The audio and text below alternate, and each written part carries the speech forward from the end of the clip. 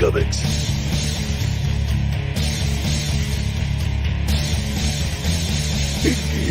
Comics.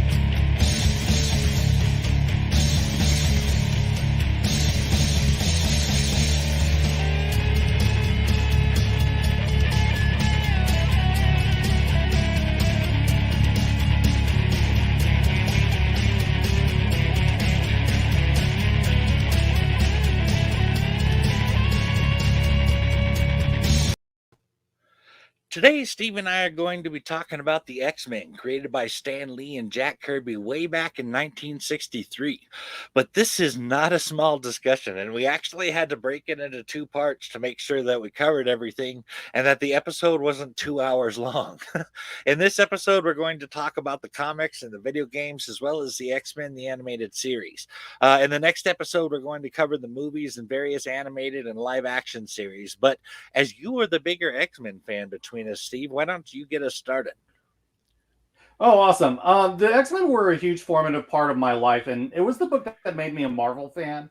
I was lucky enough to come in when the X-Men was starting to catch on, so it's something that I have a particular fondness for. This is a concept that is so accessible, and if you've ever felt like an outcast at any time, this is a book that speaks to you. A lot of people today came in with the 90s animated series or the films, and we'll talk about those for sure, but for me, this is where it was at. How did you discover the X-Men, Mike? I guess it was around the mid to late 80s. I suppose it was really FOMO that got me initially to pick it up. The book, especially Wolverine, was really popular at my local comic book shops in Chico, and I wanted to see what everyone was talking about. Wolverine, however, quickly became my favorite character back then. I liked the anti-hero tough guys that became so popular in the 90s. But to be fair, I quit reading comics in 1994, so I didn't get to see the concept run into the ground as I understand it was. But back in the day, even though I could not afford too many comics, X-Men comics would often make my list. I loved the stories about the mutants and their struggles that often reflected various prejudice-based hatreds and practices. The mutants, both then and now, are often related to by those that, in the words of the great Patti Smith, are outside of society. Those that don't fit in or are rejected because they are different, strange, or weird. I know that I certainly related to them in that fashion when I was a boy and a teenager. I remember being surprised, though, to find out that Iceman from Spider-Man and His Amazing Friends was a mutant. I never heard of them bring it up on the show, but I thought that was cool. I suspect many people who grew up on X-Men back in its heyday loved Wolverine. I mean, I know I did. He was just such a fascinating character at the time. I mean, even if he's played out quite a bit since. And I agree on Spidey and His Amazing Friends being a gateway into the X-Men. I remember an episode of that show where the X-Men were guest stars, and Firestar and Iceman went back to the X-Mansion. I did see that episode, and I also remember an issue of a kid's science magazine talking about mutations in the X-Men, complete with art by John Romita Jr. I remember Nightcrawler in particular standing out to me at the time. So after I read Secret Wars, I picked up X-Men 188, and I was pretty much a fan ever since. So why don't we get into what made the X-Men such a huge success, Mike?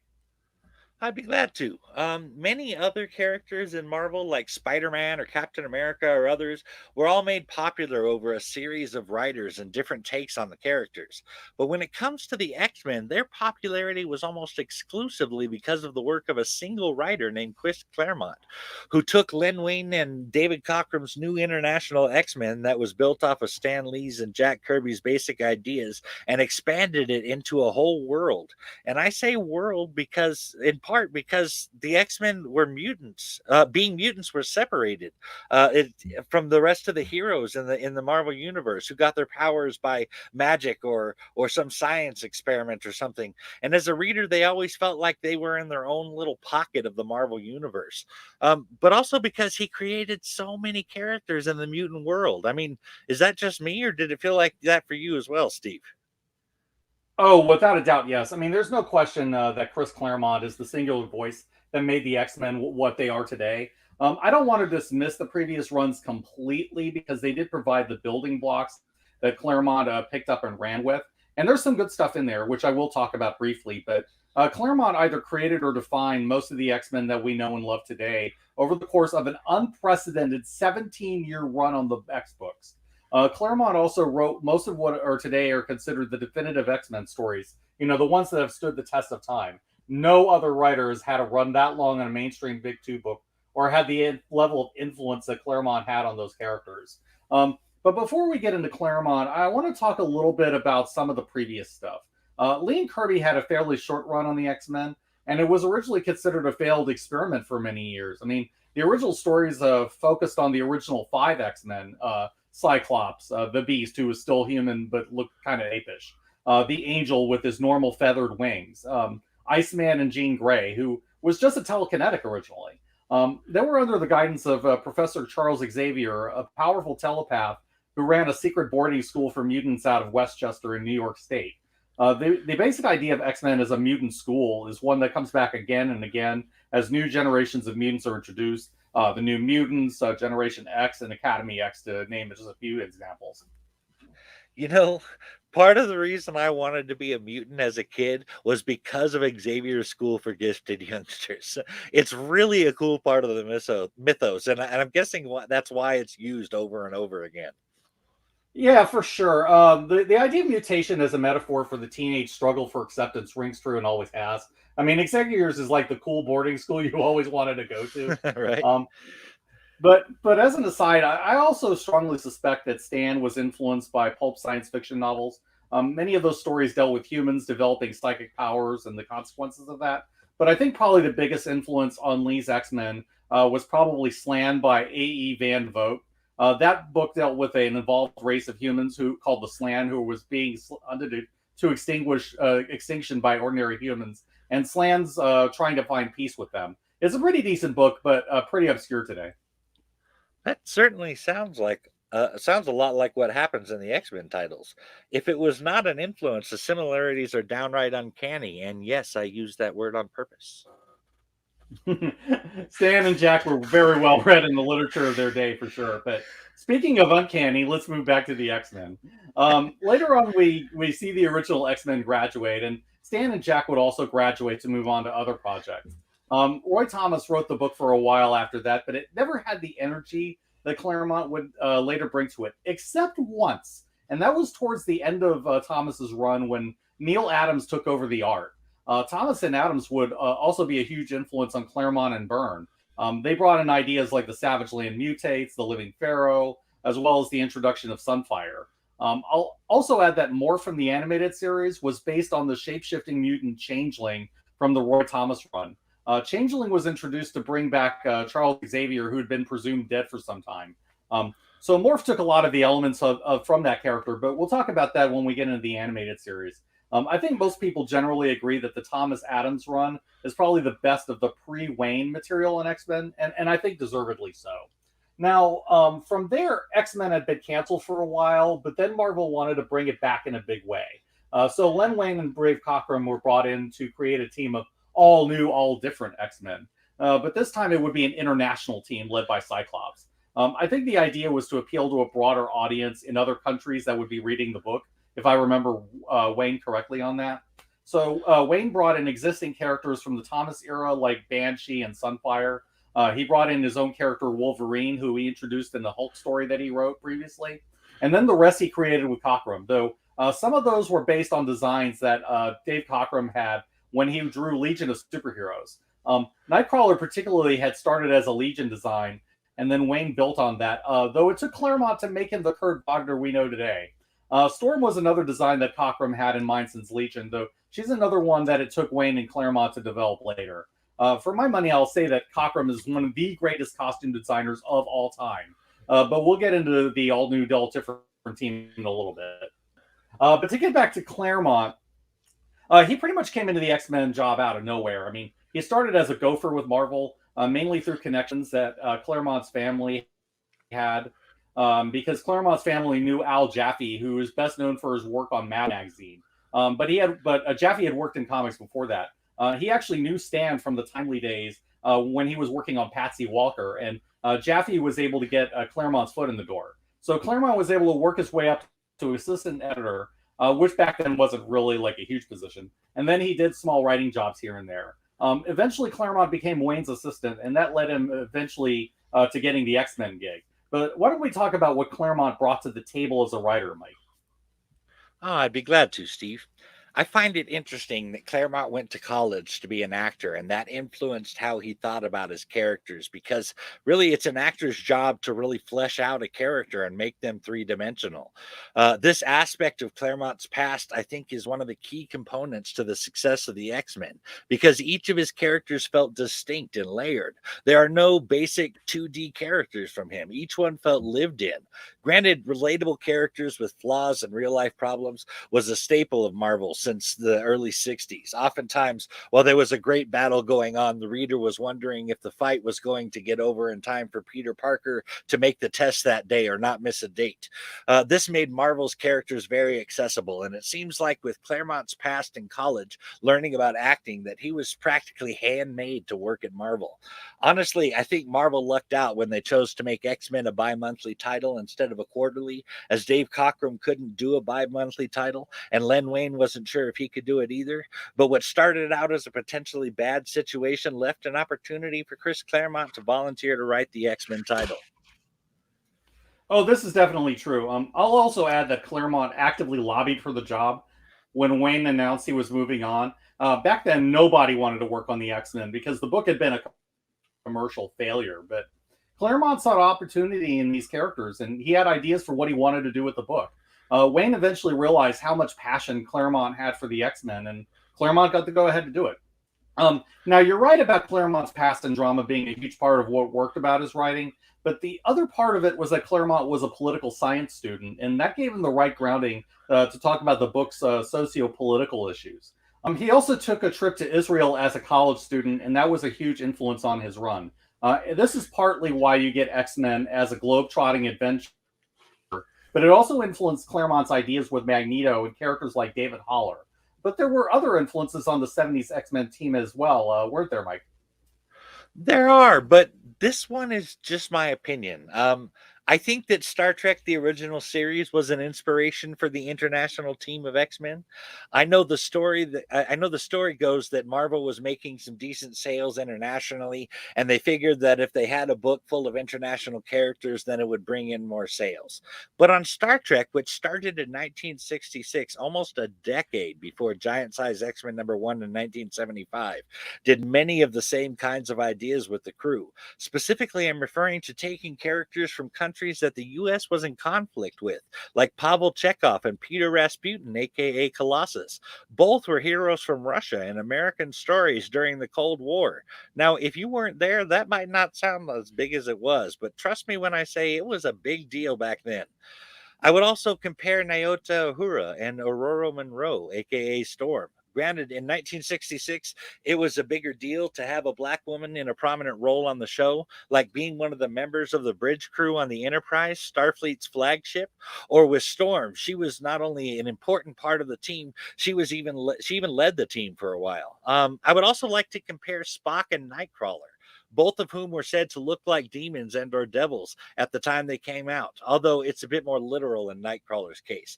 But they were, in fact, one of the wisest, most genuinely good people on the team. Demons and devils were so stereotypical back then that they all had the same kind of generic character. So to take a character that you want to associate with that based solely on the character's appearance and then subvert that expectation by making them good and peaceful was a big twist back in the day. It also speaks volumes to the readers, or at least it did for me, about ways that I used to judge people by their appearance, a purely surface feature. For instance, I certainly assumed Nightcrawler was going to be wicked simply because he looked the part. Right. The brilliance of Nightcrawler came with Claremont, who decided that Kurt wouldn't be what he looked like. Kurt Wagner looks like a devil, but he wasn't one. Claremont's experience with Germans was generally positive, and he wanted to put that into Nightcrawler. So Kurt has the good sense of humor, he has empathy, he's a swashbuckler, and he's a man of faith. And with Spock, too, he looks a bit sinister, but underneath the veneer of cool logic is a man of unwavering principle and loyalty. Now, I can't speak for Wayne, but I think you may be right about the Trek influence in X-Men. I'm certain that Claremont was influenced by Star Trek, though. Claremont usually absorbed everything in science fiction pop culture, and he found a way to create X-Men versions of them. And I can think of several times that Claremont wrote in nods to Star Trek, the original series, especially when the Shi'ar showed up. There's one blink and miss it scene where a Shi'ar ship crew by Shi'ar analogs of the original Star Trek crew, commanded by Captain Kirk, with an apostrophe in the name. And then later, after leaving the X-Men, Claremont wrote a Star Trek graphic novel called Dead of Honor about the original crew, and it makes a ton of references to classic Trek episodes and characters as well in the films, and it's actually pretty good. So there's no question in my mind that Chris Claremont was a huge Star Trek fan, and he knew classic Trek inside and out. So anything he did with that is probably intentional. Wow, I guess I nailed that on the head. I have to say that makes me like Claremont even more, and that issue with the Shi'ar sounds pretty cool. Unfortunately, though, I basically had to quit reading comics at 16, and I did not get back into them until my early 30s.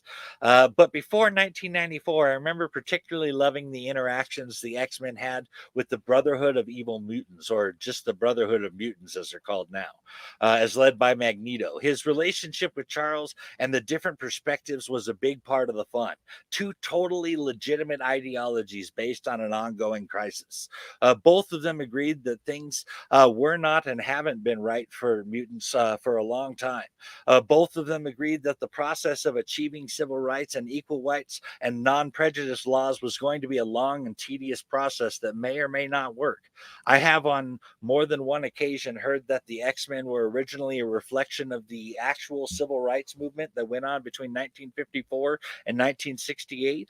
In that comparison, I've also heard that Eric Lyncher, aka Magneto, takes the side of using force and violence to achieve his goals of civil rights for mutants by any means necessary. And in that way, he loosely represents Malcolm X.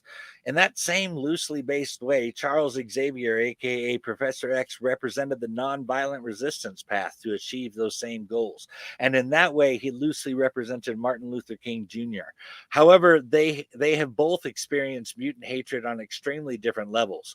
Magneto's past is super harsh. I mean, damn. And Magneto is willing to take by force what should be their innate rights, and that eventually turns into a superiority complex over non mutants. Charles, however, will always take the path of peace whenever possible, and the X-Men are there both to help and to protect both mutants and non mutants alike when needs be. But he sees the value in the system, however corrupt or difficult it may be. Going through the proper channels shows a willingness to do things their way, and that says a lot against their opponents in the political process. Something akin to Superman allowing people to put him in handcuffs.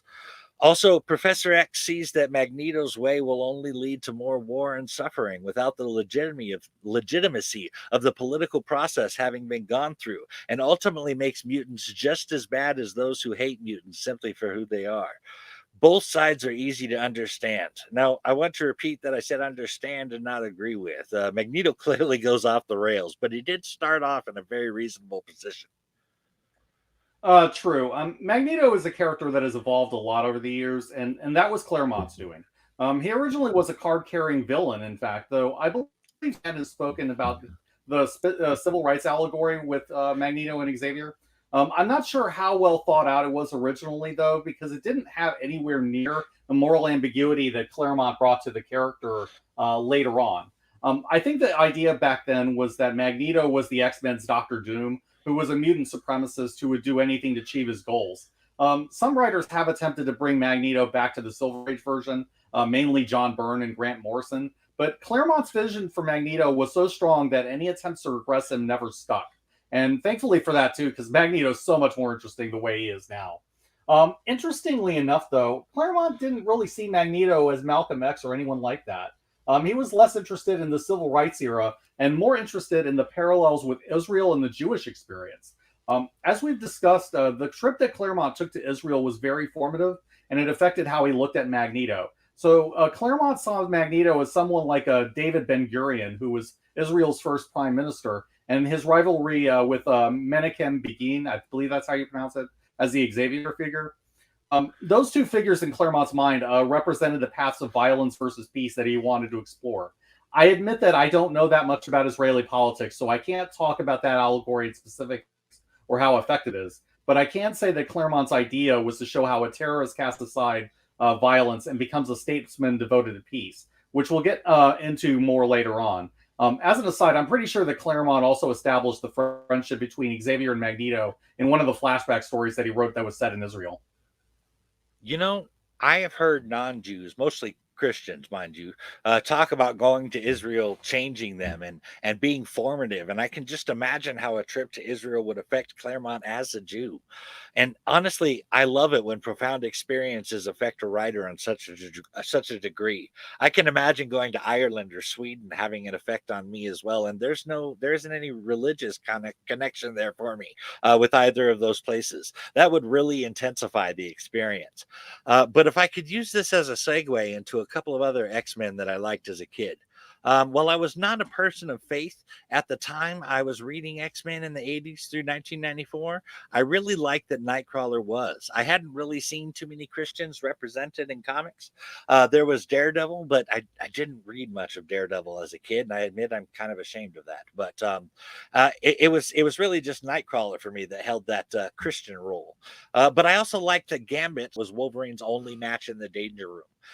Plus, I thought the Thieves Guild of New Orleans was a great twist on a good guy character, especially that he was a master thief and eventually even became the king of thieves.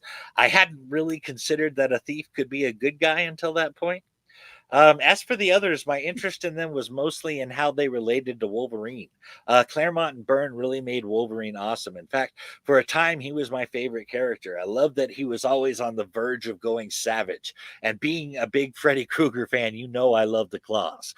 I like Cyclops too, but I loved his relationship with Logan and the complicated relationship they both had with Jean Grey. For Jean, it was really the classic example of the rich kid Boy Scout of Scott Summers versus the poor kid bad boy of Logan. The good guy, Scott, was a great leader and a good person, at least as long as Jean was around. And Logan was a wanderer with very little money that played by his own rules. However, both Scott and Logan were badasses, so maybe that played a factor in there too. But either way, the relationship between the three of them with the volatile person of Jean Grey in the midst made for some great drama and hilarious moments. That's fair. I mean, Gambit is an interesting choice because he came in towards the end of Claremont's run, and we'll probably never see what he would have happened with him had Claremont stayed on the book.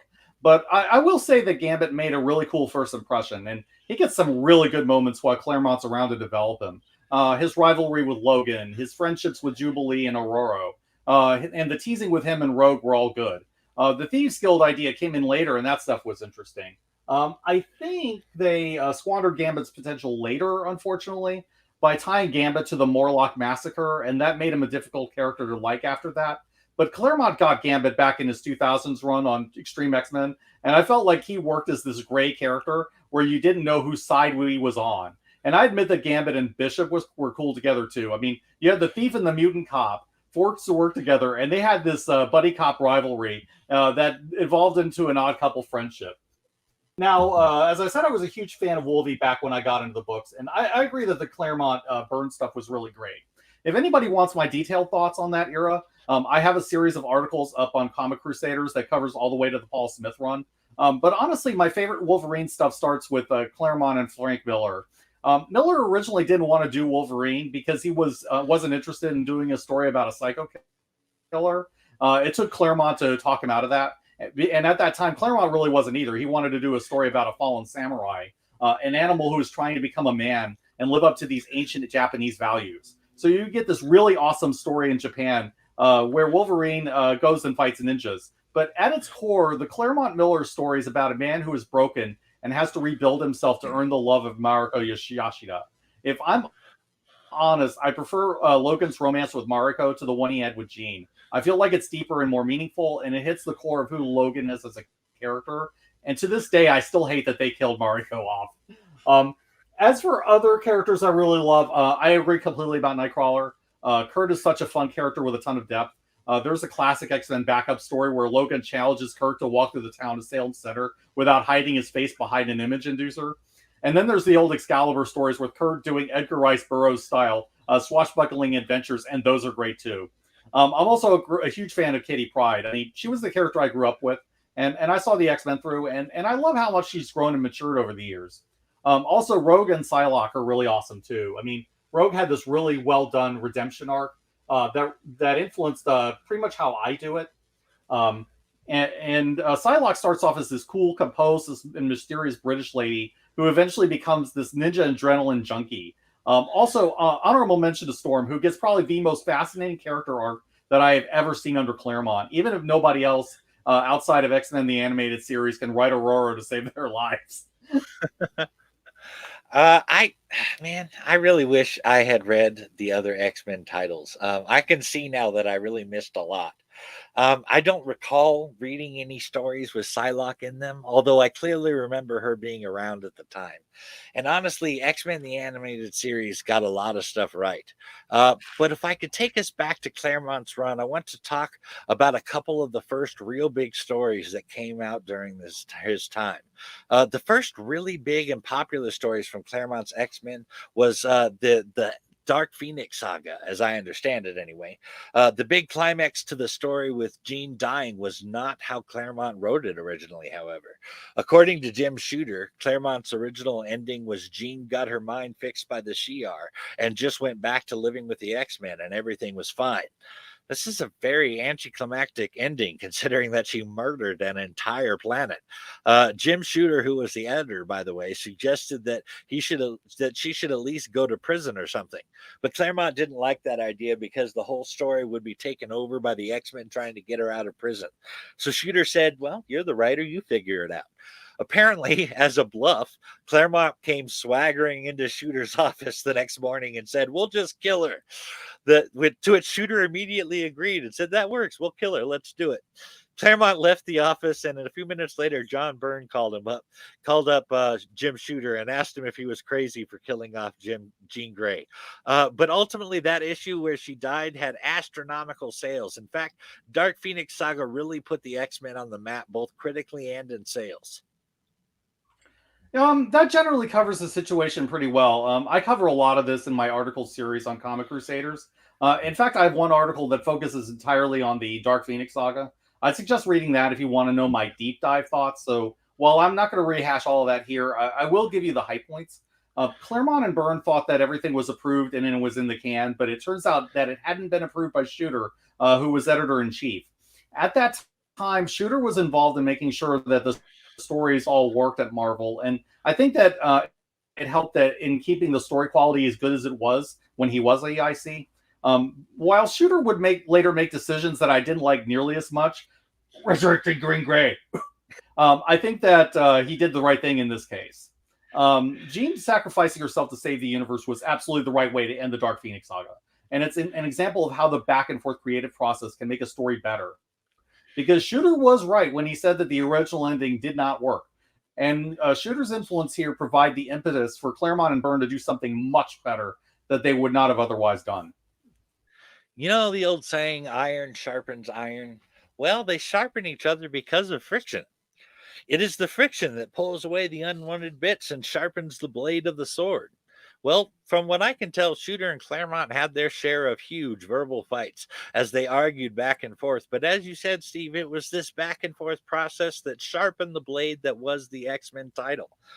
The next really big story was Days of Future Past. It is, from what I can tell, a story where Xavier has to look at a world in this very World War II Nazi Germany type of future where half of the X-Men are dead and all the ones that are still alive are essentially living on borrowed time, and all the things that Magneto said would happen based on his own experience as a boy in Auschwitz happened.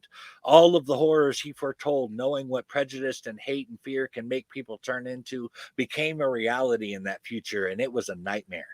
But as far as Charles go, it seems to me that perhaps Charles acknowledged that what Magneto had said was a possibility up until that point in that nightmare future. But before, I believe his hope and optimism ruled out. In our "What Makes a Good Villain" episode, we discussed my Cartesian three-act structure. Well, I think this is a big old act two for Xavier and an eye opener to readers too, I imagine. But what do you think, Steve? Am I way off here? No, I don't think so. I mean, that sounds like a reasonable take to me. Interestingly enough, Days of Future Past teases what Claremont's direction for Magneto was, but we'll get into that in a bit. Unfortunately, it turned out that Magneto was right in that timeline, with Sentinels taking over the country and turning the world into a nightmare. And this is one of the rare cases where X-Men from an alternate timeline are totally brutalized and killed, and we truly feel for the lives that are lost. It's not a case of, okay, we know they're fine in the real timeline, so there are no stakes, we don't care. What makes this different, I think, is the lingering threat that this world could still happen. And there's a hanging fear that Wolverine may still get his flesh blasted off his skeleton by a Sentinels in a few decades' time. They also get these deeply emotional deaths where we feel the loss as it happens. At the same time, even though these awful things happen, it's not meant to be all doom and gloom. The inciting incident for the timeline, the assassination of Senator Kelly, is stopped by Kitty's older self with the help of the present day X-Men. So there's a hope that a better world can be made out of this if the X-Men learn from what happened in the other timeline and find a better path. This is what I think Xavier takes away from it, and that provides a light at the end of the tunnel. I'll also add that Days of Future Past introduces a great character who all too often goes unnoticed, and that is Rachel Summers. Rachel is presented as a telepath that helps the future X-Men, but she comes back later. Eventually, she travels in time physically, and she joins the X-Men and becomes a founding member of Excalibur. We find out later that Rachel was Scott and Jean's daughter from that timeline. In that world, the Dark Phoenix saga didn't end in Jean's death. So Rachel comes back to a past where things don't happen as she remembers them, but she's haunted by the Holocaust that she remembers from her future. At one point, she becomes the new Phoenix avatar, and Rachel gets awesome after that. Unfortunately, she's a character that a lot of writers tend not to handle well, aside from Claremont. So Rachel doesn't get the credit she deserves. Also, her interactions with Magneto under Claremont are great. But speaking of Magneto, why don't we get into what happens to him? Sure thing, Steve. I think that Days of Future Past also set the stage for redeeming Magneto, which would come after Days of Future Past, as we could start to see him as a sort of like a tragic figure. I really like the idea of redeeming Magneto. Actually, I appreciated that. While I could disagree with his methods, I could not say that he didn't have a point. Well, minus the whole Homo superior concept, anyway. I heard Claremont compare him to Macbeth, who started out as a noble hero, a trusted knight, but he suddenly finds himself on a path that makes sense to him. But you're watching the degradation, the corruption, the destruction of someone who could have been a noble hero. This is what I mean about the tragic hero in Magneto. He could have easily been a good guy if life did not put him on the path that he was on. There was nothing innately evil about him. In fact, from a certain perspective, his cause is a righteous one. He tried it Charles' way and it didn't work. In fact, things got worse and he could see where they were headed. So he decided, I'm going to do things my own way now. I'm going to take charge and make some real change. So he forms his brotherhood and does what he does. But then Magneto sees that he might have become the very monster he was fighting against when he almost kills Kitty Pryde, a young Jewish mutant. Basically, the very type of person Magneto had been fighting for. Granted, he had been attacked by X-Men in the past, and Kitty was in the uniform and attacking him, but he had no idea she was just a child. This was compounded by the fact that his own daughter had been burned alive around Kitty's age for being different, and that moment became world shattering for him. Right. Now, there was a time when Magneto didn't have a problem with hurting kids. But that was back in the Silver Age. Claremont begins Magneto's transformation by having Magneto be regressed to infancy and then re-aged back to a 30-year-old. Don't ask. The idea is that the Silver Age Magneto had been destroyed during that event. With Claremont's Magneto emerging as a rebirth. It's a bit convoluted, but it's decent enough handwave for all the old Silver Age stuff that doesn't conflict with this. But I think that the decision to play up Magneto's Jewish past and the Holocaust both gives him his driving reasons as well as sets up the path to redemption later. I think the Macbeth comparison kind of works, although that was a different kind of corruptive arc. Macbeth is tempted by ambition and the influence of his wife. Magneto is haunted by the torment he suffers in his past, the murder of his family at the hands of the Nazis, and then the death of his daughter Anya. He's unable to see a better path for his people after all that horror, so he takes the darker path so that nobody else suffers as he did. There's still nobility in Magneto, even after all that he's done, and that's what plants the seed for his redemption later. Magneto becomes blinded by his own self-righteousness, and he fails to see who he's hurting along the way. In the same story where he almost kills Kitty, Magneto does some pretty awful things that come back to haunt him later. The Russians send a nuclear sub to attack Magneto, and then Magneto retaliates by destroying the sub and killing all hands on board.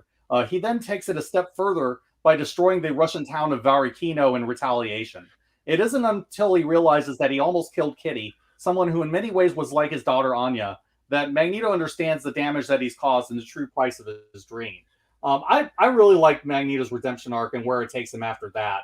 Magneto tries to redemption by turning himself in and standing trial before the World Court for his actions. That leads to the trial of Magneto in X-Men 200, which is a pretty good story that ends up with the X-Men facing down Fenris, the twin mutant children of the Nazi Baron Wolfgang von Strucker. Xavier gets severely hurt at the end of the battle, and he ends up going to the Shi'ar galaxy with Lilandra, leaving Magneto to take over the school in his absence. And that, for me, is when it gets awesome. I'll be honest, my favorite period with Magneto was when he was headmaster of the New Mutants.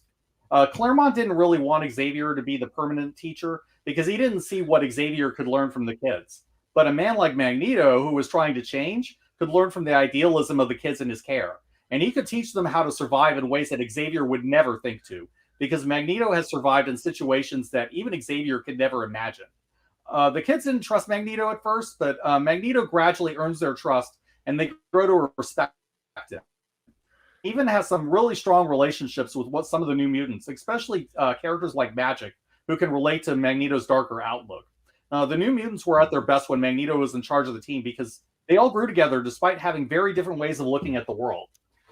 Anyway, Magneto's path of reform doesn't last, and that's because of editorial interference and the growing influence of the image artists at Marvel. Claremont wanted to tell a story, and in the early 90s, the X-Office wanted to go more back to basics. So Claremont would try to find compromises that worked with his vision of Magneto, and then he left in the early 90s. So the Magneto we've mostly seen since then is a version that is more blood-soaked, but is traumatized by his past as a Holocaust survivor. I'd say that Claremont's lasting contribution to Magneto is the fact that Magneto is driven by the horrors he's endured at the hands of the Nazis, and that he wants to avoid the repeat of that suffering for mutant kind. That makes him a character that can work either in a heroic role, a villainous role, or a morally ambiguous role that casts him as a great character. And honestly, I think that really works best for Magneto, as much as I'd have loved to see Claremont's original idea brought to its proper conclusion. You know, if sales are any indication, Magneto going bad again seems to be exactly what people wanted. Because X-Men #1, where he does that, is to my knowledge still holding the record in the Guinness Book of World Records for the most sales of a single issue, with 8,186,500 copies sold. But before you let that number astonish you, and yes, I use that word on purpose too, consider that there were 5 variant covers of the issue that formed a larger picture when you put them together. So if you divide those 8,186,500 copies by 5 for each of the variant covers, then the sales drop to 1,637,300 sales, which is still very good, but not quite as impressive. I also don't think that it's a coincidence that that number divides exactly by 5. In fact, the whole variant cover thing really took off after that. Yeah, this is really a case where business interests start to override story interests. And as painful as it is to admit, it's with some justification in this case. So let's talk about what the X-Men became after Claremont left the books. I'm just going to hit the highlights here because otherwise this is a 3-episode pod. There's just too much stuff out there. Now, the 90s run definitely tried to keep the flavor of the Claremont Jim Lee run, but it felt in some ways like the books had lost their voice. At least it felt that way to me. I mean, it's hard to adjust someone else for these characters after 17 person writing all the stories. There were some stories here and there. I mean, even though there were more frequent event stories year after year, but I will say in fairness that there were good single issue stories here and there. I dug the story where Cannonball fought Gladiator that one time and somehow won. There's a nice story about Jubilee having a real moment with Professor X around the time when Ileana supposedly died. Don't worry, she got better. There's a cool story where Iceman has a confrontation with Emma Frost, and this leads Bobby to think about his potential and how to use his powers in new ways. I have a quick question there while we're talking about Iceman. In the original X-Men, he was basically a snowman. Then later he turned into a solid ice form. But then he found out that he is actually ridiculously powerful, an Omega level mutant, in the words of writer Mike Carey. My understanding is that he can affect the ecosystem of the entire world like some kind of god of winter. My question is this: did they explain that journey in the comics? And was Bobby's confrontation with Emma Frost part of the Omega level realization? I would say basically yes. I seem to recall that Bobby grew gradually more powerful over the years, with a lot of different writers contributing to it. I think the power creep started with early X Factor when he got a power enhancing belt for a while and then stopped needing him to wearing it later. I think there were enhancements because of the Inferno event too, but I don't remember too well now. And then Bobby started training with Emma, and she started teaching him new power tricks that he hadn't previously thought of. Emma's training is where I think Bobby really starts to take off, and then other writers ran with that. But honestly, I think it's likely that Iceman always had the potential to be ludicrously powerful. It's just that Bobby kept putting limits on himself subconsciously.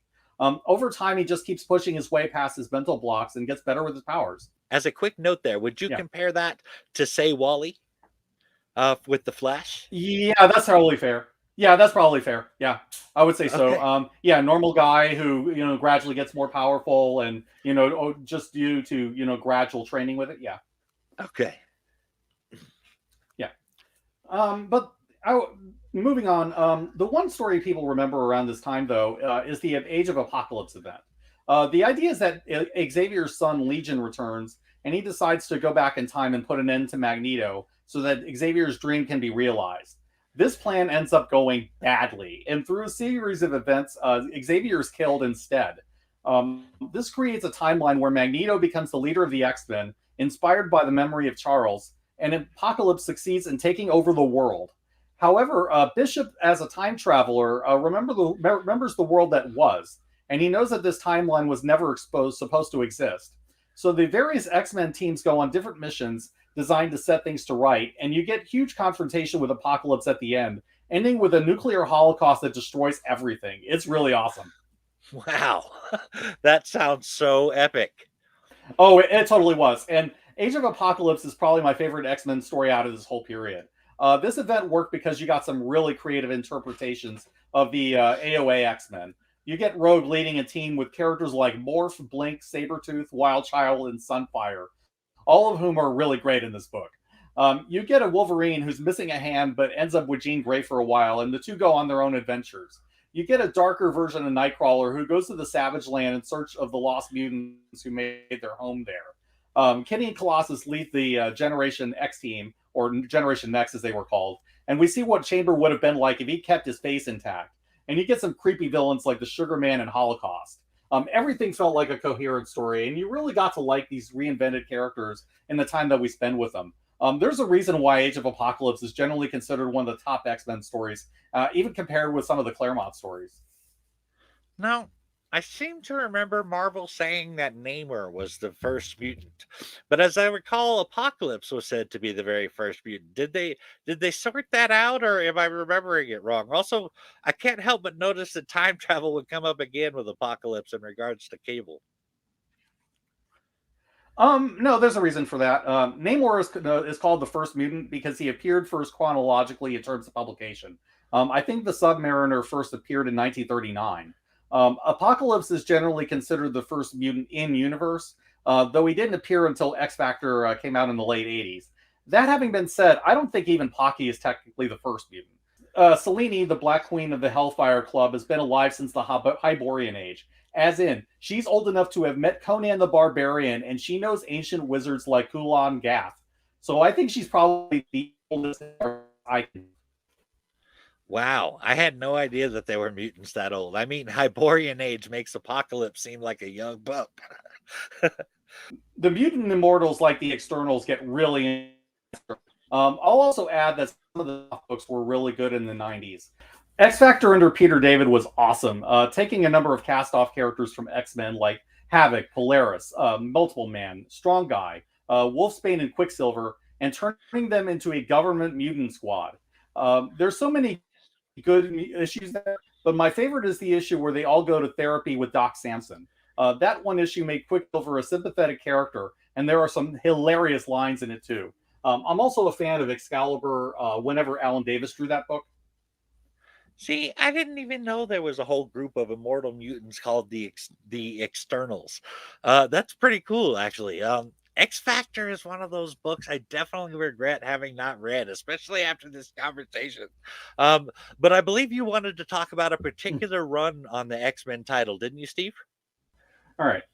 It's hard to discuss X-Men without talking about one of their more controversial eras, which is the Grant Morrison run.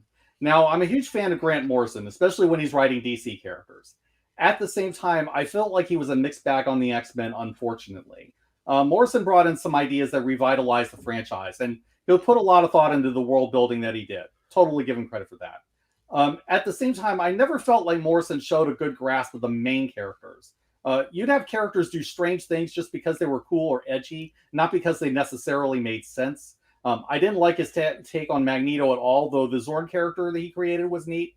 And don't even get me started on the Cyclops Emma Frost relationship. I mean, seriously, I know there are people who love the two of them together, and I don't deny that they have chemistry. But Scott particularly is written out a character in this run, and it's never sufficiently explained. It tends to be rationalized as the after effect of Apocalypse briefly possessing him, but this is mostly people doing the work of the comic. Morrison only addresses Scott's issues briefly, explaining as Scott coming to some realization about a self-delusion he previously had, but what that self-delusion was, what he realized, or how that changed him is never explained. It also doesn't make sense that Scott wouldn't turn to Jean first if Apocalypse's influence really is the problem. I mean, it's not as though Phoenix wouldn't understand being possessed by a powerful entity and being forced to do terrible things under its influence. And really, mind control and possession are such a common thing in X-Men comics that it's ridiculous. And in most cases, they go on like nothing happened. But it's Scott, one of the most self-controlled members of the entire team, who's had tons of mental training by Xavier and Jean, who gets messed up so hard he starts like acting like a different person. Really? It just never made much sense to me. Morrison is a great writer, and he's written many of my favorite stories of all time, but the character portrayals in New X-Men never rang true to me. I can see how that would be an issue. Scott is such a core character to the mythos, and he had a really well established character too. To change that to what sounds like an extreme degree would not sit well with me either. I haven't read it personally, but it would seem to me that the Phoenix Saga would have prepared Scott for what he went through there, not just because he understood the concept of being possessed or controlled because of what Jean went through, but in my head, Scott's struggle with the loss of Jean seems like it would have made him stronger and more durable to me. I'm not saying I don't get acknowledging that it would suck, but I think Scott could take that, especially if mind control or whatever was such a common occurrence. Oh, agreed on that. But now I want to focus on the elements I liked about that run. The lineup was pretty reasonable. I mean, focusing on Jean, Cyclops, Emma Frost, Beast, and Wolverine. I think Morrison came out with a neat idea with secondary mutations. I like how he thought through the societal aspects, like the idea of an open mutant who is also a famous fashion designer. The villains were new, and with the exception of Cassandra Nova, I like the majority of them. Right at Xavier's was a really fun story. The idea of Weapon X as Weapon 10 was an interesting take, and it opened up avenues for developing the history of super soldiers in the Marvel Universe. Mutant Town was a neat setting that was explored well in other titles, including Peter David's second X Factor run. And then you got some interesting new characters out of it, including Phantom X and Dust. New X-Men is very much a love it or hate it run, it must be said. I hated it for a long time, but I eventually came around on some elements of it. But I don't deny that by the time Morrison came in, the book needed his brand of creativity to get people interested, even if I take issue with the way that we went about it at times. And Morrison's run set up some really great stuff, like the John Whedon John Cassaday run, which I'll get to in a little bit. But there's no question, that it was a for the franchise. Around that time, Claremont would come back a couple of times, starting the early 2000s, but none of those repeat appearances ever had the same level of impact that his original run did, unfortunately. Still, I think his run on Extreme X-Men in the 2000s was pretty solid and came the closest to recapturing the old magic. Anytime Claremont teamed up with Spanish artist Salvador Larroca, you get some pretty good X-Men comics. Claremont and LaRocca were together on the first half of the series, and it was a globe-trotting adventure with fun stories. The second half wasn't quite as good. Igor Kordy came in, and I didn't think he fit the visual styles of the series too well, but you got some pretty decent stuff there until the end of the run. There was also a Kitty Pryde miniseries called Mechanics. Don't ask me why it's called that. By Claremont, that I also really liked around that time as well. He periodically come back over the years after this too, but sadly it always seemed to be with diminishing returns each time. And it's sad for me to say because I don't think anyone has done or ever will do the X-Men as well as Claremont did it. I have to wonder if part of Claremont's issue in the times he returned to the mutant titles was trying to make something out of what became someone else's sandbox. That would be difficult. Also, I'm fairly certain, based on how often I've changed as I've grown and matured as an adult, that Claremont was just not the same guy who wrote those comics anymore. Apparently, it happens even to the best, sadly. Though I'm glad that he's able to come back from time to time, even if he's not the writer he was back in the day. But one of my personal favorite runs on X-Men was the Joss Whedon run. Now, Whedon is a name that currently is mired in a lot of controversy because of his personal behavior, and I don't want to shy away from that completely. But at the time, he came onto the X-Men with a lot of fanfare. And just talking about the quality of the book, you've got some really great comics. I mean, you can tell that Whedon was steeped in the old Claremont stuff and understood the formula, but he also embraced a lot of the cool new ideas that Morrison added. Under Whedon, the X-Men went back to being proper superheroes again and trying to repair the PR situation, which I felt made sense at the time. The book felt like a part of the Marvel Universe when it needed to, and you got occasional involvement with S.H.I.E.L.D., with the FF, and the Avengers, without it being constant crossovers. And honestly, by adding Kitty Pryde and Colossus, you got a really good team. Emma stuck around as the main telepath, and the rest of the Morrison team clicked well. And Kitty became the gateway into the team as the book's narrator. And I felt like Whedon really got Kitty down well. Whedon also introduced some interesting new mutants like Blindfold and Armor. Armor ended up being Wolvie's new sidekick and a member of the team by the end of it. The book was also legitimately funny at times. Whedon's style of snarky humor has kind of overstayed its welcome today, mainly because of people who followed that style and did it badly. But I still love Emma and Kitty snarking at each other constantly, especially because Kitty has every reason in the world to hate Emma. Kitty getting into Kitty's face with, "You teach ethics?" is still a hilarious moment. Logan sneaking into Scott and Emma's bedroom, after they did the deed and sarcastically asking, "What stage of grieving is this?" The dialogue was fresh and clever. Lockheed actually gets some good moments too, as he burns the main villain in the face. And even after that, a journalist asks Kitty, "What is your relationship with the bat?" referring to Lockheed. This is a good example of how to do this style of humor right without turning the whole book into slapstick. Those sound like some really great moments. I mean, Emma Frost teaching ethics is pretty friggin' hilarious considering her past. And I have to say, that moment with Logan sneaking into the room sounds like something Logan would do if he was drunk. Was he drunk? I don't remember for sure, but I wouldn't be at all shocked if he was. That's definitely something Logan would do after a few beers. We do see Wolverine's love for beer come up repeatedly around this time. Are you a beer? So I wouldn't rule it out. That's not to say, though, that this run was perfect, as it did stumble a bit. The second arc making the Danger Room sentient, I mean, something that was tried before but was ignored. And there were a couple of plot holes in it. The X-Men lure Danger to Genosha, and the hand wave for why Magneto doesn't just show up and destroy the killer robot in 10 seconds is pretty nonsensical. To be fair, you do get a really cool scene where Colossus throws Kitty in a fastball special, so it's not all bad, but that story wasn't great. Now, the following story, focusing on Emma and the Hellfire Club, called Torn, is awesome. All in all, I still really enjoy this run purely on its creative merits, but you do kind of have to separate the art from the artist now, sadly. Separating those things has never been an issue for me. When something is good, it's good, regardless of the source. When something is wise, it's still wise, even if the person who said it is evil. I mean, even a broken clock is right twice a day. But that said, Whedon's sense of humor, as you mentioned, was more funny back in the day, but has since grown tired for me. In the same fashion that slapstick was funny when I was a kid, but just isn't anymore. And in that opinion, you'll note it has nothing to do with his behavior and is all about the art he produces. Yeah, that's probably the best way to look at it. But to move to more pleasant topics, one X-Men run that I don't think gets enough credit is the Mike Carey run. Mike Carey is one of those great British writers who is beloved by Vertigo fans because of his runs on Lucifer and Hellblazer, and for good reason. And he does a lot of really good independent stuff too. But Carey can also write really good mainstream superhero stuff. And his most notable Marvel run was his X-Men. He jumped around a bit on the X-Men titles. He did a run on the adjectiveless X-Men book, and then it changed into X-Men Legacy, which was an Xavier-centric book. I think it's one of the more solid post-Claremont runs, honestly. The team he started with was pretty cool, as I recall.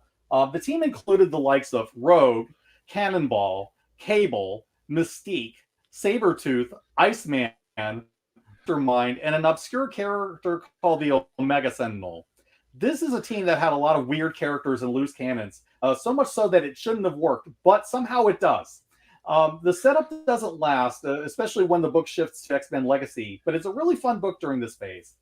Later on, there's also a really neat event story Carey did called Age of X, focusing on an alternate timeline where humankind is hunted to the brink of extinction. I don't want to spoil this one because it's got some interesting twists, but it's not that long, and it's enjoyable, and it's a self-contained read. Carey's run doesn't get talked up nearly enough, but it lasted about 5 years, and there's a lot of really great material there. But I drifted in and out of X-Men for years after that, but there's one other major run that I liked. There was the Schism event where Cyclops and Wolverine briefly went their separate ways. Scott was building a movement on an island, Utopia in San Francisco, while Logan went back to the X-Mansion and reopened the school. The idea of Logan as a headmaster was really interesting, and the book was called Wolverine and the X-Men, which was written by Jason Aaron. Wolverine and the X-Men was a really, really weird book, but it was a fun kind of weird. You had characters like a heroic Brew teenager named Brew, a Krakoa being based on the Living Island, we'll talk about that, and Quentin Quire, who is a rogue telepath who started a riot back in Morrison's run. You had teleporting elves running around. I mean, alien monarchs putting their superpowered kids in school, and Wolverine going out on a gambling trip with Quentin Quire. This was the kind of book that embraced insanity and the kind of madcap fun that you only find in superhero comics. We're going to talk about Wolverine and the X-Men animated series in part two of this discussion, so I don't want to dig too deep into it right now. But I am curious if the comic and the series had more than the name in common. Was it anything like the book? Not beyond the headline character. The comic probably was given that title to bring in fans of the cartoon, but aside from that, there really wasn't much in common. I'm here briefly about the Brian Michael Bendis run, which he did after he finished his time on Avengers. I like the basic setup of it, but it wore out its welcome and dragged on way too long. The basic idea was that Beast convinced that spiritual X-Men have lost their way. So he goes back in time and brings their younger teenage selves to the present to stage an intervention. In fairness to Bendis, I don't think this was a bad idea, and you get some decent issues dealing with this early on. But then these teenage X-Men stayed way too long. This should have been a story with a limited time span because the younger X-Men have to forget what happened and go back to when they came from. But instead, they stick around for years, go through major changes, and so on. Teen Jean got a solo book, and Kid Cyclops even joined the Champions for a while. Even after Bendis left the X-Men books, the younger X-Men continued to stick around for ages. Eventually, they did all go back, but you still see references to it sometimes. His time champions, for example. I think there's still some good that came out of the idea, but this is an example of the kind of idea that got dragged out way too long. Things. Is it just me, or is Marvel's MO to run things into the ground? I've heard several accounts from you about them doing exactly that, and it sounds like the Bendis run was definitely one of those times. No, it's definitely not just you. I think Marvel likes to ride the wave for as long as it's profitable, then ditch it as soon as it's run its course. The Clone Saga may be the most infamous example, but there are others. And the last run I'll mention may be another example of this. So I'll want to talk briefly about the current era with the X-Men on Krakoa. So Jonathan Hickman was brought in, presumably with the idea of revitalizing the franchise the way that Morrison did in the early 2000s. And for a little while, it succeeded. People were talking about this run and the ideas it introduced constantly. Hickman started with two miniseries that ran concurrently called Powers of X and House of X. Although Hickman's a writer I have problems connecting to on an emotional level, I admit I was intrigued by this idea back when it started. The basic setup was interesting and it introduces some really neat ideas. What basically happened is that Moira McTaggart changes the timeline. It turns out that she has a Groundhog's Day mutant power to relive her life from her beginning every time she dies. So in this new timeline, she convinces Xavier to try something different. So Xavier reaches out to Magneto, and they decide to create a mutant nation state on the island of Krakoa. Yes, the same Krakoa, the living island from Giant Size X-Men #1. So they build an entire mutant society on this island, using their powers to find solutions to various problems. They even manage to get around the problem of death by being able to clone bodies, back up the minds of the Krakoan people with brain tapes, and then implant their memories in the clones. But at the same time, there's a Sentinel program being developed and other problems that they have to deal with. I think the setup is interesting as a short-term thing. I never got the feeling that the Krakoa nation was going to last the way things were going. Hickman built in some very clear cracks in the system between all the villains on the ruling council, the refusal to resurrect precogs like Destiny, making an instant enemy of Mystique, and Moira is the weak link holding this timeline together. Let's face it, a country with people like Apocalypse, Sinister, and the Hellfire Club as its decision makers is not going to survive. It played out as a gradual rise and fall story, though. I think Marvel could have had something going with this, something great with this. But then the new status quo got popular, and the Krakoa run kept getting played out more and more. And while I liked House of X and Powers of X, I just lost interest in where the books were going after that, and I just tuned out of the whole thing. And then Hickman left before he finished his story. Before he finished his story as well. I think there was something really promising with these ideas, but it's since evolved into something I don't recognize, and I've just lost interest in it. Sometimes the series becomes a victim of its own success, and it happens. But hey, it's comics. What goes around usually comes around again in a few years. So we'll see where things go next. So we'll get into the video games next, and I know we have some that we love to talk about. But before we do, Mike, I have a question. There have been tons of X-Men lineups over the years, more than I could even begin to list here. But everybody has their favorite team of X-Men. So what are your favorite X-Men lineups you've seen and why? Also, did you follow any of the spin-off mutant groups like X Factor? And if so, are there any teams that you've enjoyed? For me, I guess Professor X, Cyclops, who was field commander, Jean Grey, Wolverine, Gambit, Storm, Beast, Jubilee, Colossus, Nightcrawler, Rogue, and I want to say Iceman was there too. Not sure where they fell into the history or if I'm just amalgamating teams in my mind. It has been 30 years since I read the X-Men, but those are folks I remember being in the comics I read. I suppose I like the relationship dynamics of the team, particularly as it pertained to Wolverine, Scott, and Jean. I also like the big brother relationship Wolverine had with Jubilee. As to the other titles, I did not read many of those at all. I mostly read X-Men and Wolverine. Yeah, I can't remember exactly when that would have been either. Maybe the late 90s. It is more or less the animated series team with a couple of others, and that's a pretty solid lineup. The team I started with is the Claremont Romita team, which was made up of Storm, Wolverine, Nightcrawler, Kitty Pryde, Rogue, and Rachel Summers. So I have a soft spot for that group. The X-Men Blue team from the Jim Lee era was cool. That group had Cyclops, Beast, Wolvie, Psylocke, Rogue, Gambit, and Jubilee. And I dig the Whedon and Cassidy lineup quite a bit. But my favorite mutant team are the classic New Mutants. That team featured Danny Moonstar, Cannonball, Sunspot, Magic, Magma, Cypher, Warlock, and Karma. It was a really diverse group in just about every way you'd want, from backgrounds to powers to personalities. And they were well equipped to do just about anything. But I could talk about them a little more when we get into the film next time. Anyway, why don't we talk about how the X-Men have done in video games? All right. There have actually been a total of 24 X-Men video games, and I'll be honest, I've only played 2 of them. But these games stretch way back to 1989 with the Uncanny X-Men for the NES, all the way up to 2014 with X-Men Days of Future Past. I have played X-Men Legends from 2004 and X-Men Legends 2 Rise of Apocalypse from 2005 on the PS2, and I will talk about those in a bit. Characters from the X-Men have even appeared in 14 other video games, of which, again, I've only played 2 of. The Marvel Ultimate Alliance game from 2006 and Marvel Ultimate Alliance 2 from 2009, both on PS2. As far as play style and format goes, both of those games are a lot like the X-Men Legend games.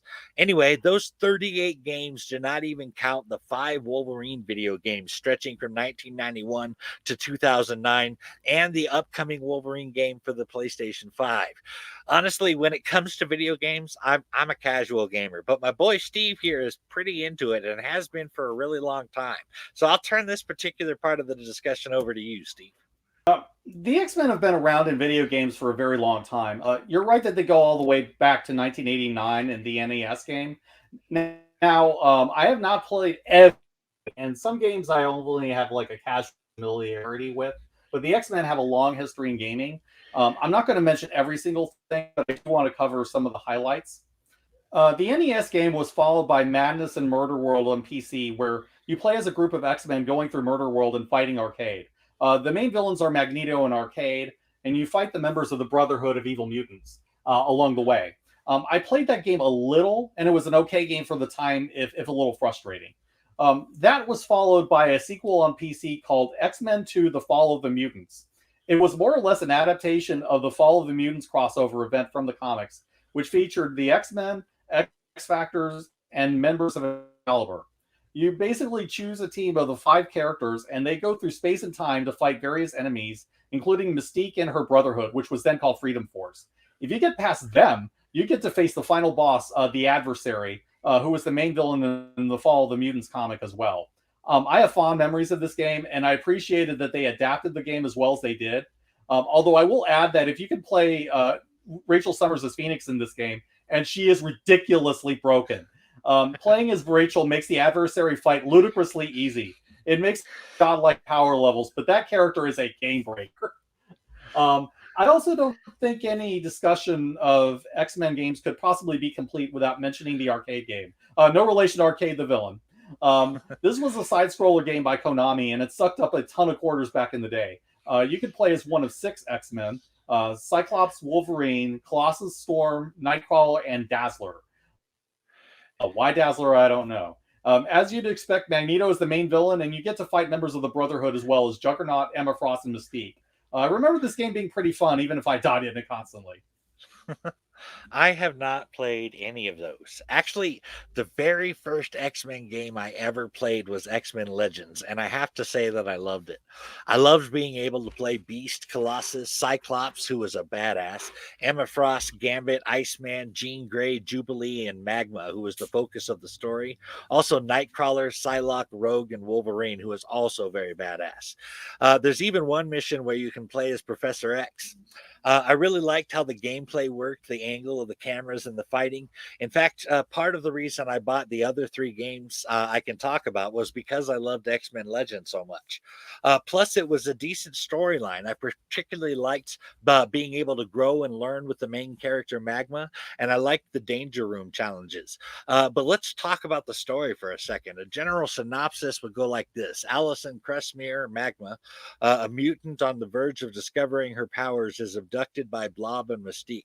Wolverine witnessed this abduction and goes on to find them. He soon teams up with Cyclops in order to rescue Allison. After battling Mystique and Blob and saving Allison, all 3 characters safely escape in the X-Jet. Allison is brought to the Xavier Institute of Gifted Youngsters, where she finds out more about the X-Men and the students, all while exploring her newly discovered powers with the help of Professor Charles Xavier. The X-Men continue to explore leads that might indicate why Mystique and the Brotherhood of Mutants are even interested in Allison. At the same time, they attempt to combat the Brotherhood, who saved their leader Magneto from his prison and the growing number of Sentinels. The drama culminates in a number of showdowns on Asteroid M with both Magneto and Master Mold. That sounds cool. I discovered X-Men Legends much later than you did when I found a used copy for PS2. I found that it wasn't bad, although it was a bit clunky in terms of the gameplay. But that's forgivable given how old that game is. The core mechanics of the system do work though, and we see it refined more in Legends 2 as well as in the Ultimate Alliance games. I still haven't finished it, but I like what I played well enough.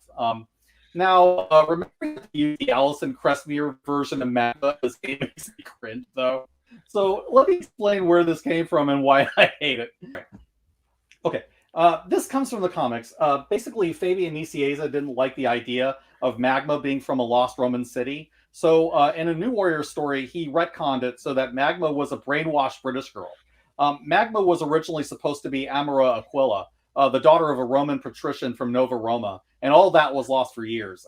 Now, I respect Fabian Nisi as a writer for many things he's written over the years, including Cable and Deadpool, New Warriors, and Thunderbolts.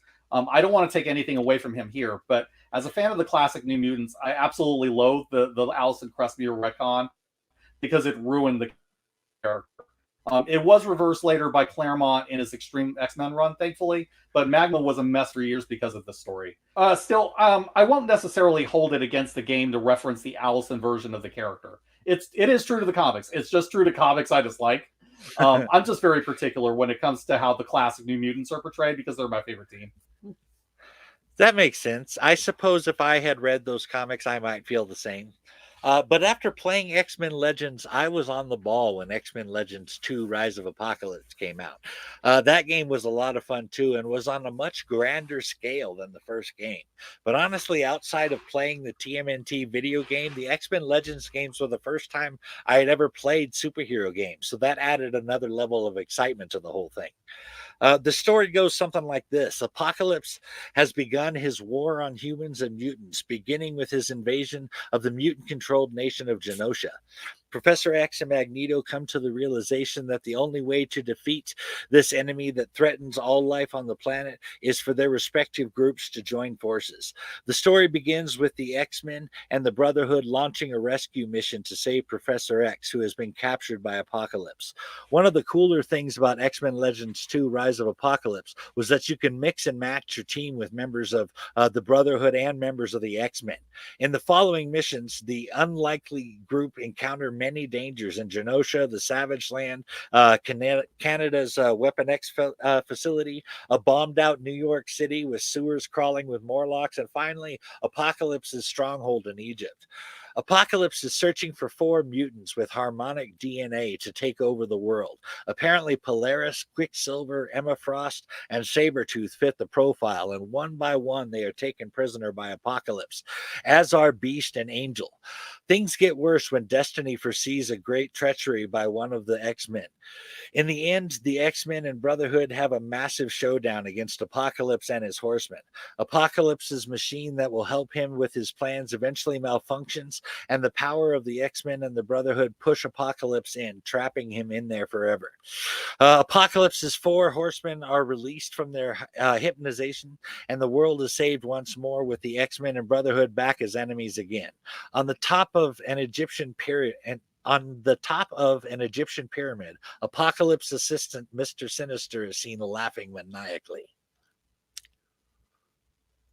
I will admit that it seems like Legends 2 did a great job of building on the original. I have not played that much of that one, though, although I did own it on PC for a long time. I just don't think that game works very well on mouse and keyboard, so I gave up after a while of fumbling through it. But I finally got Legends 2 on PS2 at the same time I got the original Legends, and I did get through the opening levels. That game was much less clunky as 1 was, from what I recall, and I like the characters the game gives you. And Apocalypse is a great villain when he's written well, so I can't argue with any of that at all. So it looks to me like they improved on the formula with the sequel while keeping what worked from the original. I would say so, and I would add that things were definitely turned up to 11 for Legends 2. It's really no wonder that the successor to the Legends came. Marvel Ultimate Alliance was no small game. I remember feeling that I had really taken a journey as I worked my way through the rather satisfying ending. As with X Men Legends 2, when I saw that the gameplay was the same for the Ultimate Alliance game, where I could play a tons of people from across the Marvel Universe, I was very excited. But as this discussion is about mutants, I will keep this about mutants for the most part. The basic plot of the game is that Doctor Doom has assembled a new version of the Masters of Evil in his pursuit of becoming a god, which he actually does for a time at the end of the game. After an attack upon a Shield helicarrier, UNN Alpha, Nick Fury is given the okay to start a task force consisting of Marvel superheroes to combat the Masters of Evil and uncover Doctor Doom's plot. In Marvel Ultimate Alliance, you could play the following mutants: Colossus, Cyclops, Deadpool, Iceman, Jean Grey, Magneto, Nightcrawler, Sabretooth, Storm, and Wolverine.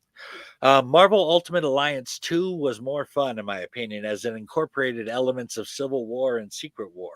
The plot goes like this: after an explosion in Stamford, Connecticut, kills 600 bystanders, sentiment for superheroes reaches an all time low.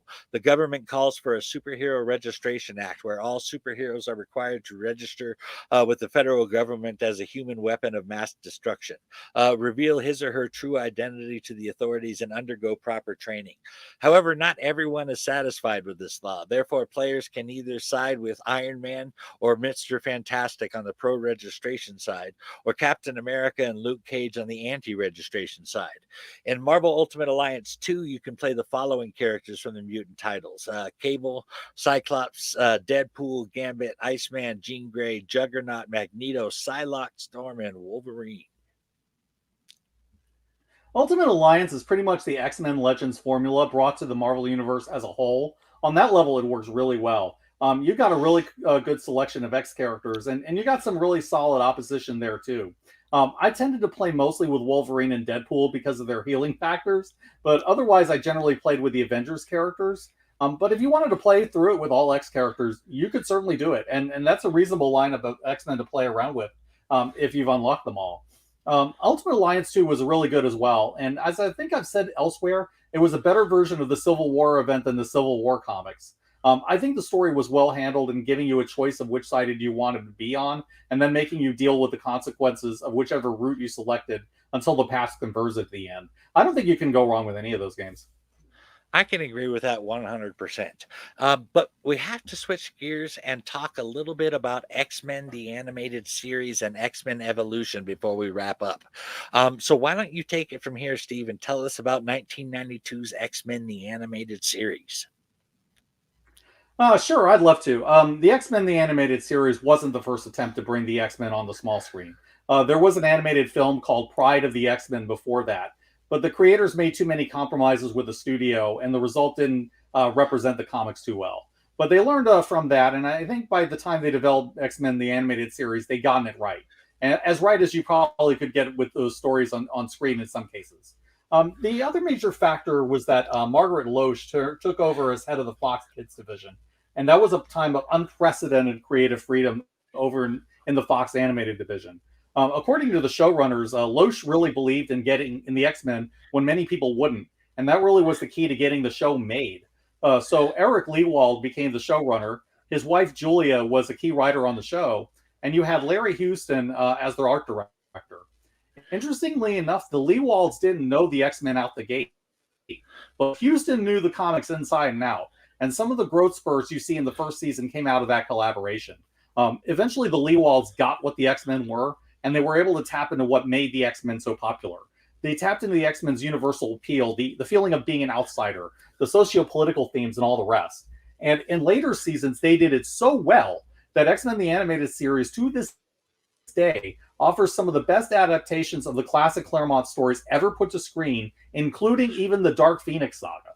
But we'll get into specific episodes.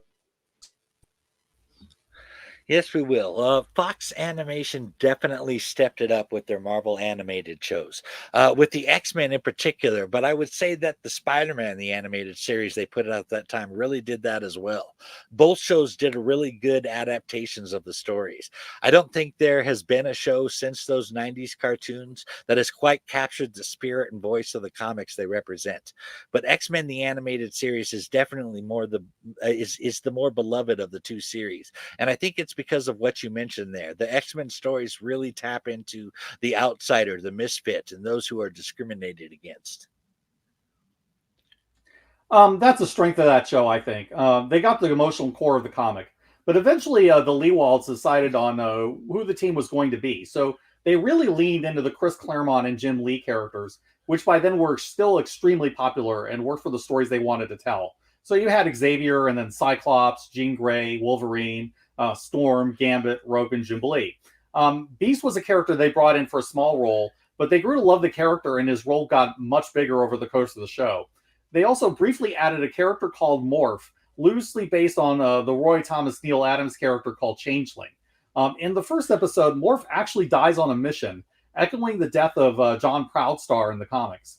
That moment really shook a lot of fans who didn't know the X-Men, especially since they did such a good job of making Morph a likable and fun character in the short time that they had with him. To this day, Wolverine's classic line, "This one's for you, Morph," is one that's remembered and loved by a lot of X animated series fans.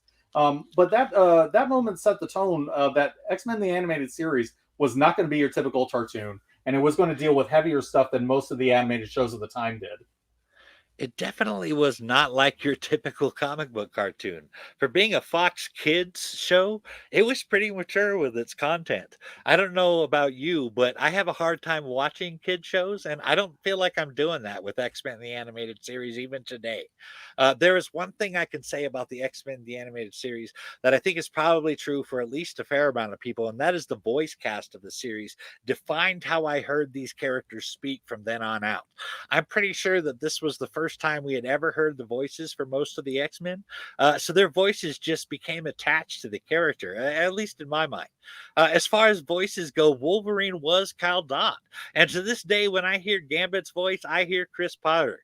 I mean, I could mention Lenore Zan as Rogue or Allison Seeley Smith as Storm. But I mean, is that not true of the whole cast? I would liken it to Kevin Conroy as Batman or Mark Hamill as the Joker. The voices just became synonymous with the characters. Was it the same for you, Steve? For me, it was a little bit different because I've been reading the comics for years before the show came out. So I kind of had my own voices in my head for who the characters were by then, if that makes sense. But I will say that the X-Men animated series cast all came really close to what I was thinking. So they definitely did a great job on the casting. Cal Dodd absolutely is the kind of voice I think of for Wolverine, more than Hugh Jackman's, if I'm honest about it. Lenore Zan got the Southern Belle voice down really well for Rogue, and it's doubly impressive when you consider that she's a Canadian actress.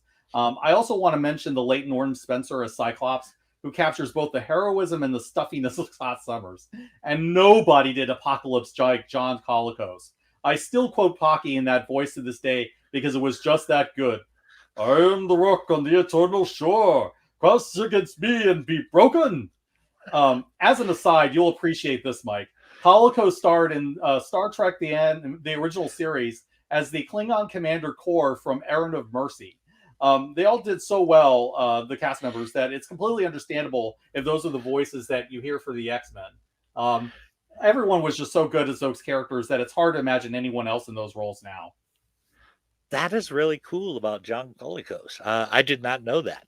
But let's talk about some of the episodes from X Men the Animated Series.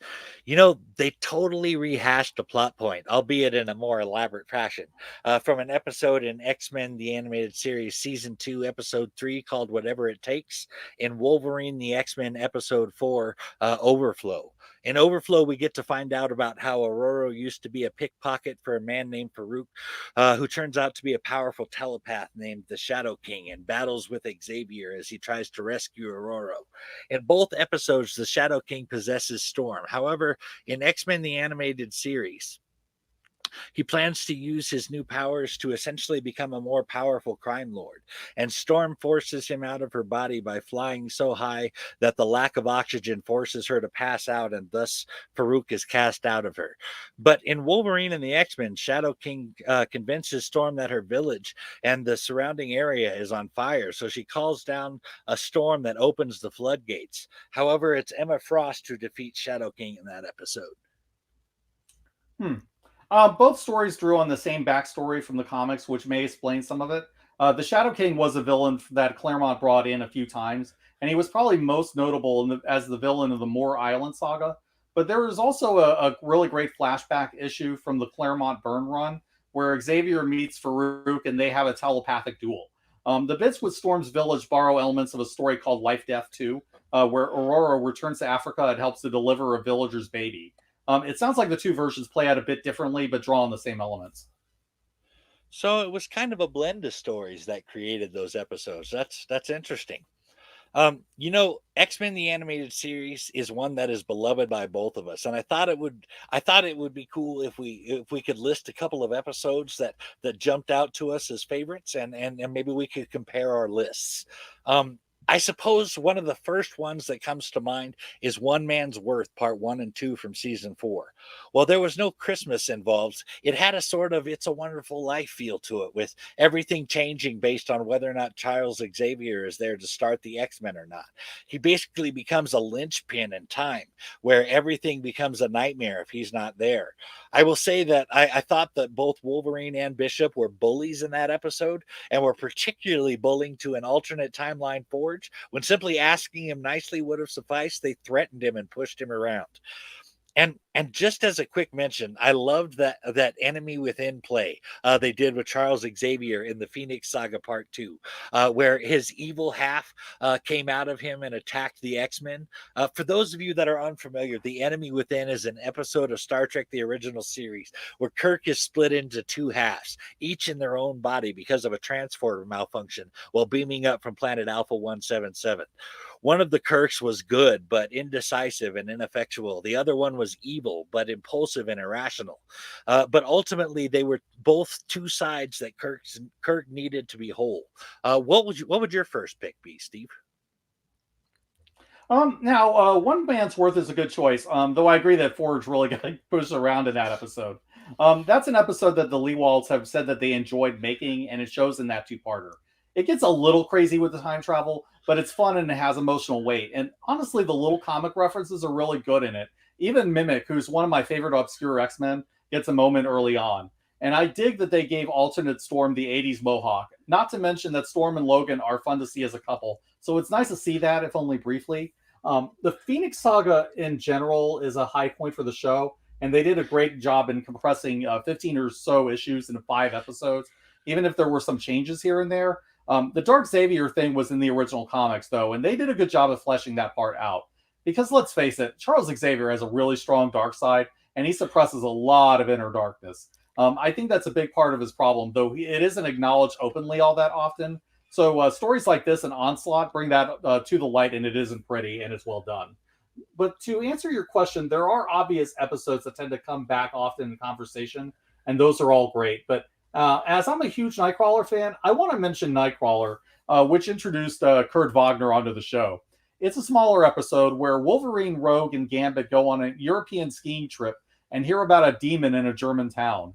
Gambit gets injured, and they get taken in by an order of Catholic monks operating out of an old castle. It turns out that one of the monks is Nightcrawler, who sought refuge there because they accepted Kurt for who he was.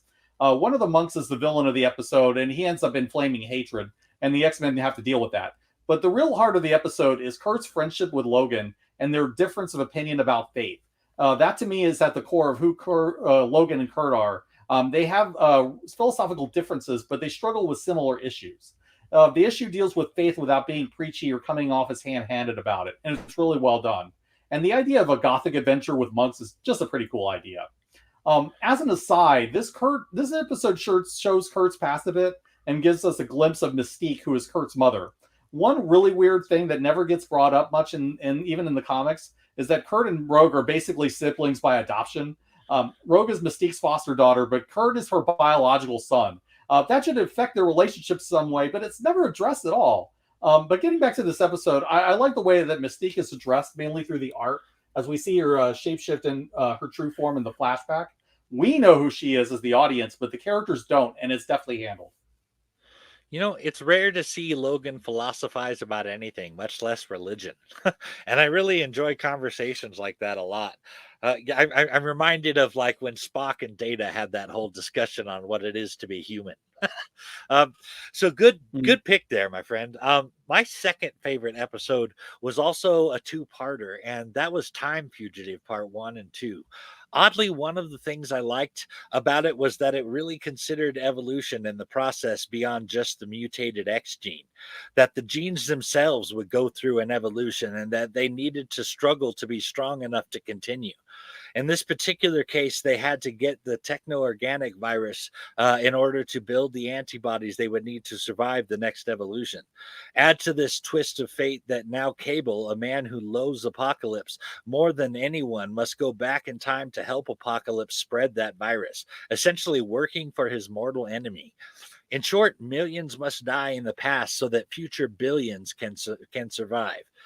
This gets extra interesting when you add Bishop to the story because he has gone back in time to stop the virus. So you have two time travelers from different times and points of view fighting against each other. My favorite part was actually at the end when we got to see what Cable's ultimate plan was in letting Wolverine get the virus. Because of his mutant ability to heal, his body automatically makes the antibodies against the virus, and therefore giving him the virus ensured that there would be a cure for the virus. That is just so hardcore and great writing, if you ask me. But what's your second pick, Steve? Oh, that's a good choice. You really get some good stuff with the Cable and Apocalypse episodes, and that's a really great choice. But picking a favorite episode for me is a hard choice. I could mention the Dark Phoenix saga, which to this day is the only on-screen adaptation of that story that worked. I can mention Days of Future Past or the season one finale or any number of things, and they'd all make sense. There are tons of great episodes on this show, but I want to point out episodes that are a little less obvious. So I'll go with A Rogue's Tale. And I love this episode on so many levels. As I mentioned at the start, the Leewalds were not up on every little detail of X-Men continuity when they mapped the first season out. This actually led them to making a rare mistake in the Muir Island episode.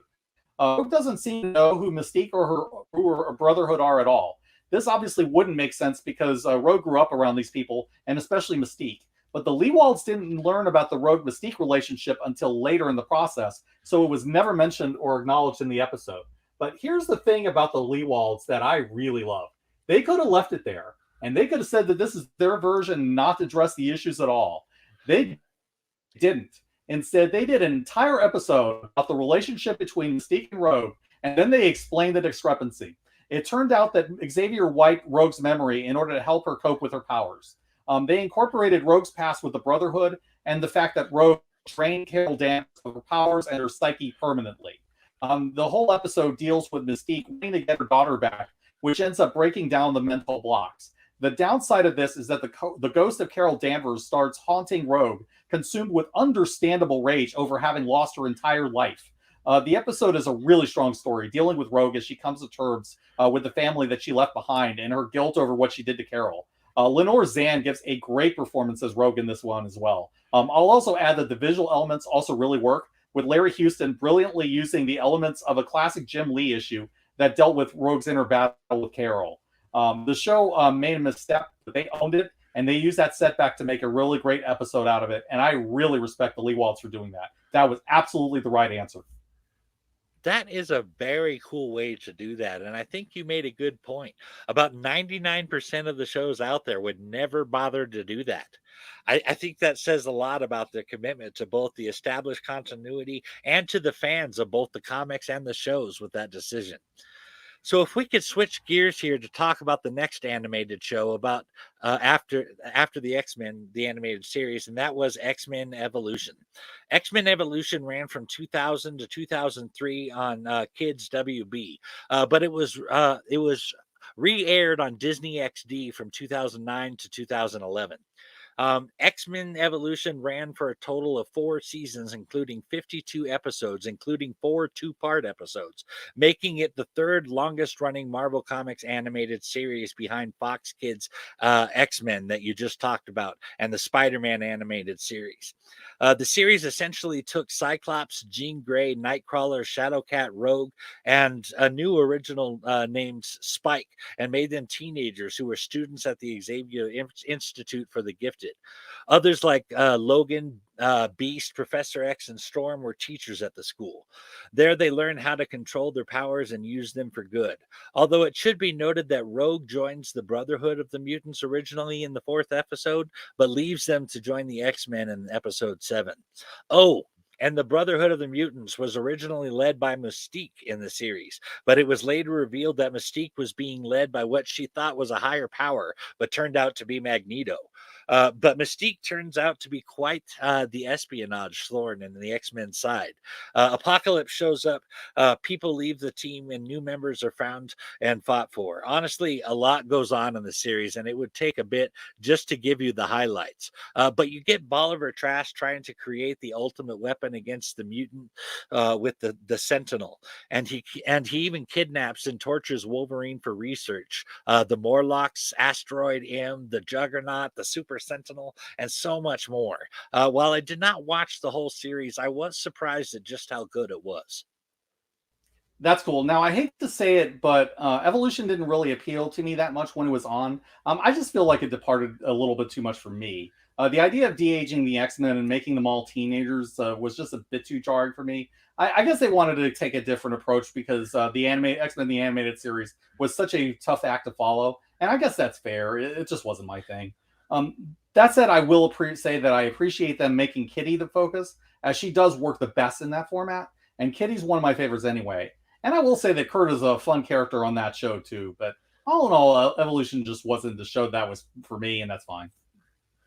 I can see that. It was a bit. I was a bit taken aback by them de-aging them as well. But that series had some great stories in it, and that made up for it for me.